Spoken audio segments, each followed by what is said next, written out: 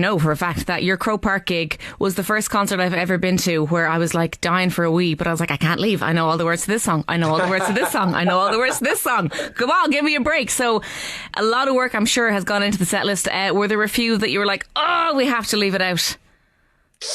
There is some, yeah, and it's always difficult, because every song you pick, or if you leave out a song, it's kind of it's a memory of somebody's. It could be their favorite song, and it is hard. But I think we've got an awful lot of them in there. All your kind of the usual suspects are there, but we're trying to do different versions of them, do different things with them, bring them to life in different ways. Obviously, some of these songs are 23 years old, so we want to make the show kind of modern. We want to make it kind of all fit together.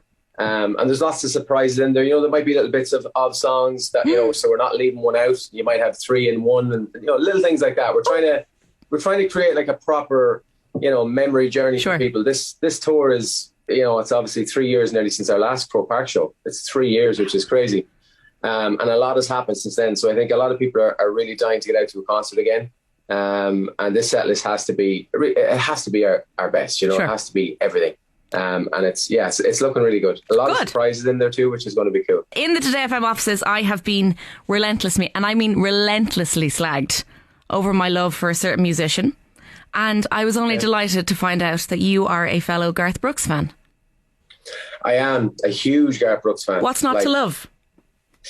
It's just, he's just incredible, isn't he? His set list, his songs, everything. They're just, obviously memories, just like I said earlier, it's people have memories of certain songs and certain artists in their life. And for me, growing up, Garth Brooks was definitely one of my biggest influences. Definitely the dance and songs like that just made me want to sing. They made me want to sing, like holding the hairbrush, singing into the mirror kind of stuff. And I loved him. I used to always watch him on the Late Late Show.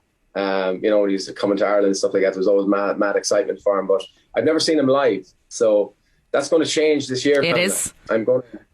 You're obviously going to go as well. Oh, I'm there with bells on, me and my 3 sisters. And I'm assuming, you're going to be around, you'll be at the gig. Is there potential for a Westlife Garth Brooks collab? I don't know. It's not a bad idea. He's definitely somebody that we definitely would love to sing with. We recorded the dance actually on one of our albums years ago. We were doing like a love album, and we recorded one of his songs, and it was... it's great to sing it. I actually sang it recently at a wedding for my brother-in-law. They got married, and it was just kind of a surprise thing. They asked me to go up and sing a song, and I got up and I sang the dance, Garth Brooks. And it's just such a great song. Is it true that in 1998 a young Shane Filan queued at 5 a.m. for tickets for Backstreet Boys, and then by the time the gig came around, Westlife were their opening act? That's very true, actually, and it is a fairy tale story. It's a great story. Myself and Cian, actually, and Mark, we queued outside Star Records, just off of Collins Street in Sligo, and we were there in the middle of the night waiting for tickets because the Backstreet Boys were the biggest thing in the world to us, the biggest band in our life, like literally. We adored them, idolised them, and they were coming to Dublin. We were like, oh my God, they're coming to Dublin, and it's St. Paddy's weekend, and it just couldn't be better. And then, before the concert came around, then a few months later, we were supporting them. We were their opening act. Peter Aiken Promotions, he was promoting the concert, and Louis made the call. And my mum had rang Louis at the time to try and obviously, get in touch with Louis. And then she got in touch with Louis, and we met him like a week or two later. And then he goes, I'm going to put you on with the Backstreet Boys. I never forget getting the phone call. We all like broke down and cried, like literally like children. You would. Literally, like, oh my God. And we bawled our eyes out crying, and literally next Friday you have to be in Dublin to support the Backstreet Boys. And we were like, it was one of those moments that I still get like kind of shivers when I think about it. So we were supporting them. So it was just like we were playing basketball with them, we were chatting to them, like I was just going to ask, hanging out with them. You got to hang out with the Backstreet Boys, being like, whoa, this is surreal.